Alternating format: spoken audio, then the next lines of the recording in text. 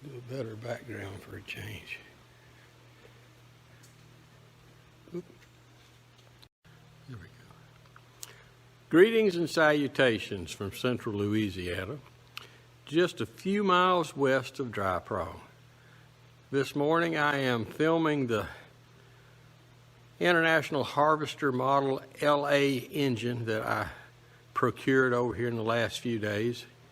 And that is what this video is about.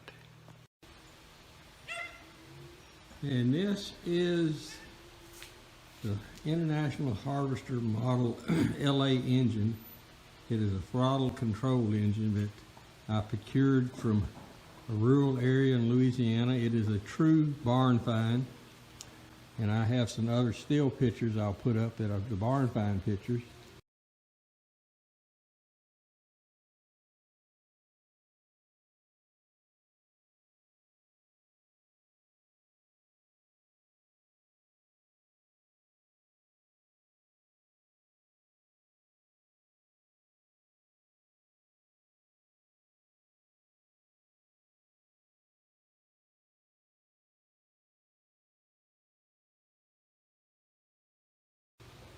And I'm just walking around in general.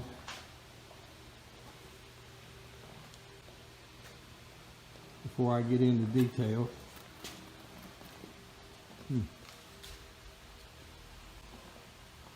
Looking at it, the exhaust, the muffler shot, which is I think is where the water got in that seized the piston. Of course, with age, a lot of these seize anyway. The valve cover seems to be sound. This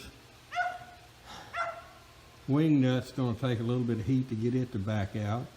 I know the gas tank has no bottom to it anymore because it was sitting on the ground flat.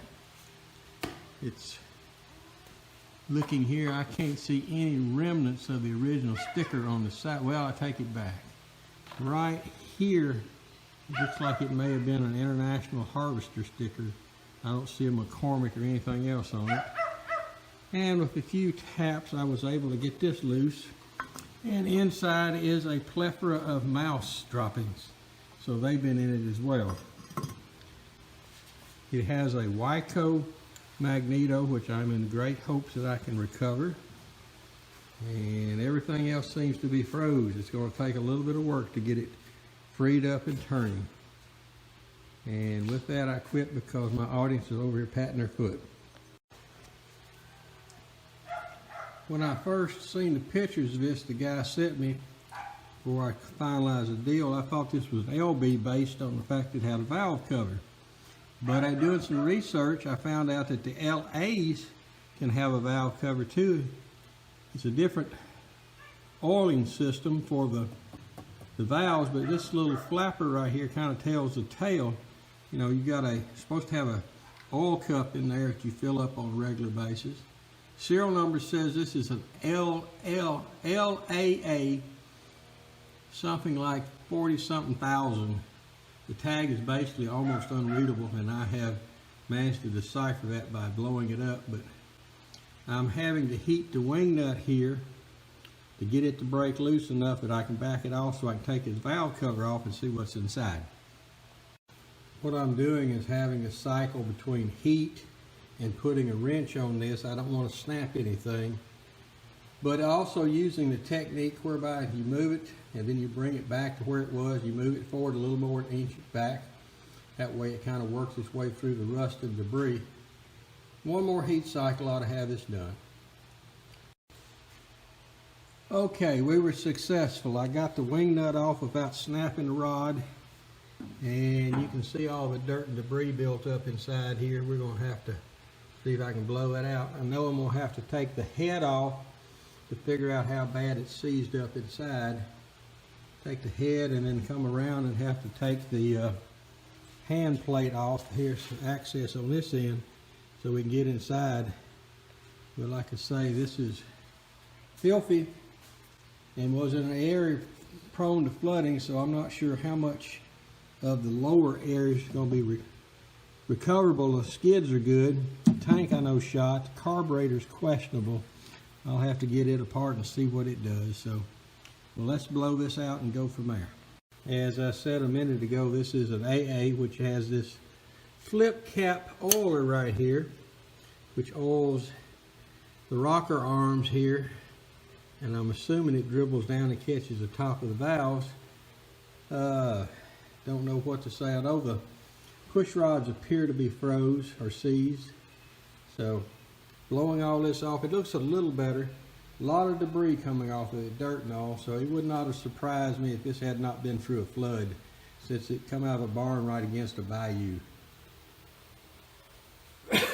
But we will work our way through it one piece at a time. I know the muffler, as I said earlier, is shot totally. There's not much left of it here. I'm not even sure I'll be able to back it out. I'll probably have to cut the inner threads a little bit and chisel it out. But if I can get the push rods free and the piston free, I can get this motor to run, I believe. If the Wico magneto is in semi-decent shape, I should be able to rebuild it and go forward. So, but again, this is about it for today.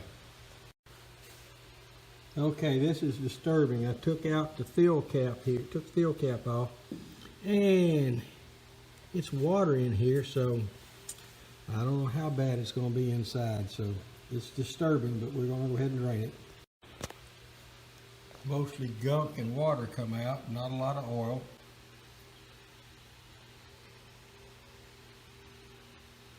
And it's still draining, so I guess I can try to take this hand plate off. It would give me more access to see what's inside. Alright, I backed the hand plate off. These little bolts roll right out real easy, which shouldn't surprise me. There should have been oil in here at one time and it retained some. Let's see, I'm going to stop this and turn the light on so we can see inside. It looks pretty drunky in here, doesn't it? There, that's better. You can see it. Woo, it is looking drunky. What is that word? It's half between junk and drunk and grunge. But it is not totally unsalvageable. It's just going to take some time to get in here and get all this cleaned out. The oil that was in here rose up and should have helped keep some of these parts protected.